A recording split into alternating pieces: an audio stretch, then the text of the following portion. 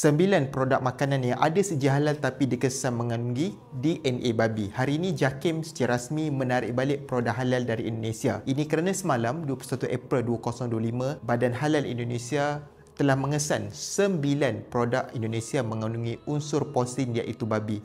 Ini antara produk yang disebut di dalam kenyataan tersebut. Cornishi Fluffy Jelly Marshmallow, Cornishi Teddy Apple, Chom Chom Caramelo, Chom Chom Flower, Chom Chom Mini Flower, Hakiki Gelatin, Larbi Marshmallow Vanilla, AAA Marshmallow Jeruk dan Marshmallow Coklat. 7 produk ini memang ada sedia halal, tetapi selepas dibuat ujian makmal, ianya disahkan mengandungi DNA babi. Sekiranya anda ada terbeli mana-mana produk ini, boleh cek dan jangan bagi anak anda makan. Kalau anda rasa video ini bermanfaat, tolong kongsikan video ini dan follow saya untuk dapatkan banyak lagi maklumat terkini.